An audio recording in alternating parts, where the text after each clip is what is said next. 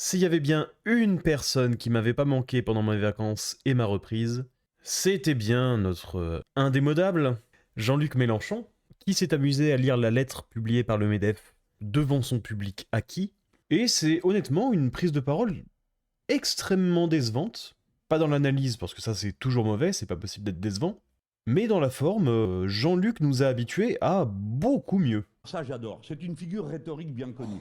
Écoutez ça, vous allez voir. Pourquoi devrait-on s'excuser de créer des emplois, de faire tourner l'économie, de donner une chance aux jeunes? Vous en avez du bol, les jeunes. Patrick Martin vous a donné une chance et encore vous venez couiner. Je vous avais prévenu, la forme est extrêmement malaisante, mais sur le fond, Jean-Luc, en effet, c'est une figure rhétorique. Ça ne t'a pas échappé puisque ton métier, c'est la figure rhétorique. Tu ne peux pas reprocher à quelqu'un d'utiliser une figure rhétorique, c'est ce que tu as fait pendant toute ta carrière. Qu'est-ce que vous me dites? Si vous êtes étudiant, vous mangez qu'une fois par jour et vous trouvez que c'est pas assez? Ça par contre, ce n'est pas seulement une figure rhétorique, c'est aussi un sophisme, une espèce de faux dilemme en soi, qui opposerait donc le fait que les étudiants puissent manger et le fait que les patrons soient bien payés, j'imagine. Jean-Luc, ça commence très mal. Eh ben, c'est passé la croissance, c'est pas à 18 ans. Alors, nos entreprises, c'est une chance pour la France.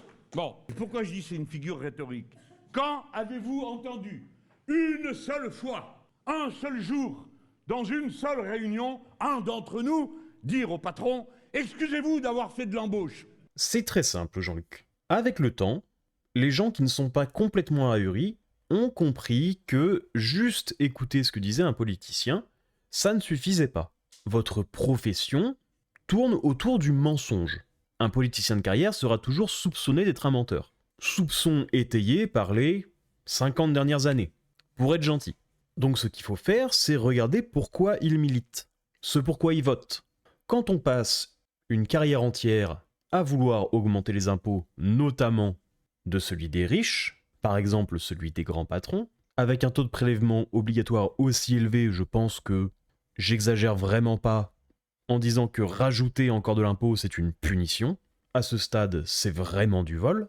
Mais du coup, quand on a passé une carrière entière à vouloir punir des gens, à vouloir voler des gens, il ne faut pas s'étonner que les gens en question utilisent des figures rhétoriques pour dire qu'ils se sentent un peu harcelés par l'État.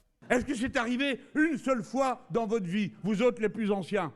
Jamais on n'a entendu un seul d'entre nous dire ça. Et en plus, je suis pas un expert de toute la discourographie, disons, de Jean-Luc et de LFI, mais ça me choquerait pas qu'une phrase du style ait été prononcée. Pourquoi s'en défend-il? On ne vous demande pas de vous excuser. Vous pouvez annuler la réunion si c'est contre ça que vous la faites. Tu ne parles pas du fond, Jean-Luc, que de la forme. Je vous préviens, tout l'extrait sera comme ça. Il va juste prendre un ton un peu ironique pour écarter des griefs valables, à mon avis.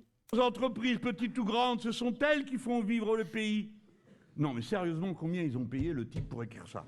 Les produits qu'on consomme, les services qu'on utilise, les salaires qui font vivre les familles. Et Le fond, Jean-Luc, qui paye les salaires des gens dans le privé, qui crée de l'emploi. les impôts qui financent les écoles, les hôpitaux, la protection sociale. Ah, vous voyez, mauvais sujet, ça vous fait rigoler, ça devrait vous faire pleurer. Ce type, il ne veut pas s'en excuser de payer avec ses impôts tout, et pas les vôtres d'impôts, pas la TVA que tout le monde paye et le reste, c'est pour ça qu'on ne passe, c'est eux qui payent. Encore un sophisme, où on prend du coup une taxe qui s'applique à tout le monde, la TVA, mais on ignore complètement soit celles qui sont dédiées aux entreprises, soit celles où plus tu es riche, quand t'es un grand patron du CAC 40, généralement ça va, tu te débrouilles, plus t'en payes. Par exemple, l'impôt sur le revenu. Et quitte à prendre une taxe qui peut s'appliquer à tout le monde, on peut aussi parler de la flat tax sur les investissements, puisque rien n'empêche qui que ce soit d'investir. Enfin rien, à part la politique que M. Mélenchon adore. Toc toc toc, tous les jours, les entrepreneurs prennent des filets, des risques sans filet. Quand ça échoue, c'est eux qui payent. Quand ça marche, c'est tout le pays qui en profite. Là, pardon, mais ce n'est pas vrai. C'est pourquoi je vous ai dit tout à l'heure, on ne les met pas tous dans le même panier. Parce que c'est vrai que quand on parle de la petite entreprise, c'est comme ça que ça se passe. Mais qu'on ne vienne pas nous dire qu'un seul des patrons du CAC 40, quand ça foire, ensuite il est puni. Non, il a un golden parachute. Je vous passe son monologue sur les frites à la cantine du parachute doré. C'est vraiment insupportable. Mais là, en fait, il parle de deux choses différentes. Le premier cas pour une petite entreprise qui fait faillite, et le deuxième, quand un patron du CAC 40 se fait licencier, pas quand la boîte du CAC 40 en elle-même fait faillite. Pour les plus petites entreprises, généralement, le seul garant de la santé économique de la boîte, c'est le patron, le petit patron. Pour les boîtes du CAC 40, il y a quelques garants en plus, qui sont les actionnaires. Et le parachute doré est quand même conditionné. Si demain Bernard Arnault est remplacé à la tête de LVMH par un gestionnaire absolument terrible qui fait diviser par 5 le prix de l'action, bonne chance pour négocier un parachute doré avec les actionnaires. Mais on reprend.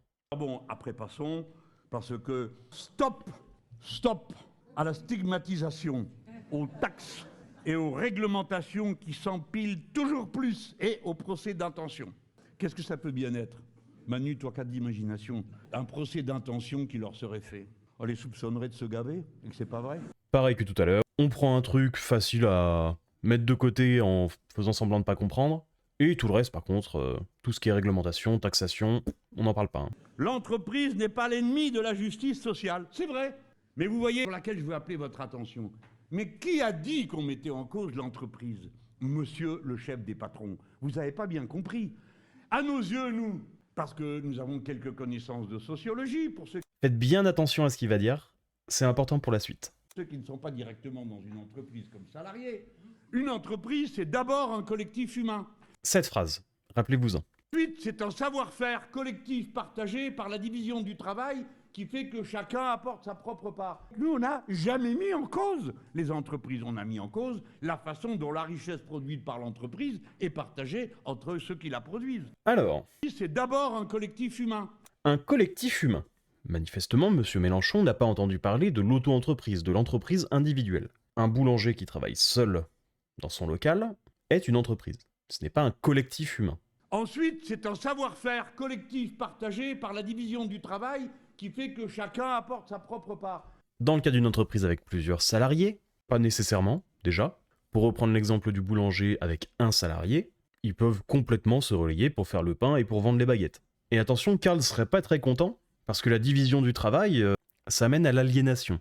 Attention Jean-Luc, petite croix rouge, non pas rouge, pardon, petite croix jaune, couleur généralement associée au libéralisme. Karl ne serait vraiment pas content. Les salariés peuvent être souvent exclus de la et partagés entre ceux qui la produisent. Oui, la façon dont la richesse produite par l'entreprise est partagée entre ceux qui la produisent. À qui appartient l'entreprise, Jean-Luc? À qui appartiennent les machines dans une usine? À qui appartient les fourneaux dans une boulangerie? Le local d'une boulangerie? Qui s'est éventuellement endetté pour acheter ce genre de matériel? Est-ce que c'est le salarié ou le patron, Jean-Luc? Sur qui tombe la responsabilité du bon fonctionnement de l'entreprise? Le salarié ou le patron? À qui incombe la grande majorité de la responsabilité juridique? Le patron ou le salarié? Est-ce que c'est une excuse pour que le patron paye mal ses salariés? Non. Mais si les salariés ne sont pas contents, ils ont la possibilité d'aller voir ailleurs. Et si le ailleurs n'existe pas, ils ont la possibilité de monter leur boîte. Ils ont aussi la possibilité de négocier leur salaire au moment de l'embauche. Ils ont aussi la possibilité de demander une augmentation. En général, plus tu as de responsabilités et moins tu es remplaçable, mieux tu es payé. C'est normal. Oui, on a mis en cause la manière avec laquelle les salariés peuvent être souvent exclus de la décision collective qui souvent s'enrichirait de la connaissance des travailleurs. Dans une entreprise classique, où il y a un patron, des employés, peut-être même des actionnaires, la décision n'a pas à être collective, puisque l'entreprise n'appartient pas aux salariés, sauf s'ils sont actionnaires, comme dans une SCOP par exemple. Quand quelque chose ne t'appartient pas, tu n'as pas ton mot à dire pour changer les règles. C'est le principe de la propriété privée. Je ne m'incruste pas chez vous en demandant de changer les rideaux. Pas comme ça que ça marche, monsieur Mélenchon. Dans le travail. Oui, ça, oui, on l'a fait, puis on n'est pas fini de le faire. Mais on n'a jamais mis en cause l'entreprise elle-même, ça n'aurait pas de sens. Là-dessus, on nous dit, l'entreprise n'est pas l'ennemi de la justice sociale. Voyez-vous, elle en est la condition. Plus d'entreprises solides, pas d'entreprise solide, c'est pas d'emploi, pas de perspective, pas de dignité pour chacun. Je vous avais dit, à part des petits traits d'ironie pas drôles que même la salle qui est acquise à la cause ne trouve pas drôle, pour aller sur le fond, il n'y a pas grand-chose. Ne dressons pas les uns contre les autres. On la connaît celle-là. Oui, la lutte de classe, quelle horreur, etc. Bon. En effet, quelle horreur la lutte de classe. Mais bon, diviser pour mieux régner, comme dirait l'autre. Il faut s'entendre et faire des compromis. Il faut savoir s'écouter, se parler. Oh non, quelle horreur, le dialogue. Quasiment le nazisme. Et pas écouter les diables rouges insoumis. Ne dressons pas les uns contre les autres, chefs d'entreprise, salariés, forment une même communauté, comme disait Benito lui-même. Ou, comme disait Mélenchon, il y a à peu près 1 minute dans son discours, Parce que pour rappel, pour Mélenchon, une entreprise, c'est... un collectif humain. À moins, ce qui ne m'étonnerait pas, que M. Mélenchon considère que les patrons ne sont pas des êtres humains, ils font partie du collectif. Alors peut-être que je comprends mal ce qu'il raconte, mais dans ce cas, il va falloir m'expliquer la différence entre un collectif humain, qui en principe contient salariés et patrons, et une communauté patron-salarié. Parce que du coup, c'est bien gentil de dire que les patrons sont des fascistes, mais quand on utilise une formule extrêmement similaire, pour ne pas dire exactement la même, une minute plus tôt, est-ce que tu as quelque chose à nous avouer, Jean-Luc? Comme disait Benito lui-même, bien sûr, un faisceau en quelque sorte, les énergies qui se groupent. Un irréalisme de ce niveau est absolument incroyable, mais comprenez que quand on écrit ça, ça veut dire que si par hasard vous faites une section syndicale, c'est que vous êtes vraiment un tordu absolu. Et si en plus vous faites la grève, on voit bien qu'il y a en vous un ferment de socialisme ou d'insoumission absolument insurmontable. Et cet homme a raison de protester parce que lui, ce qu'il aime, c'est son entreprise et les gens qui travaillent, à qui il distribue son amour de manière extrêmement large. Bon bah c'est malhonnête, c'est condescendant, intellectuellement très faible, ça réussit même à accuser de fascisme, un discours de gauche quoi. Si la vidéo t'a plu, n'hésite pas à t'abonner, à regarder une autre vidéo, à faire un petit passage sur la chaîne principale, à liker et à commenter.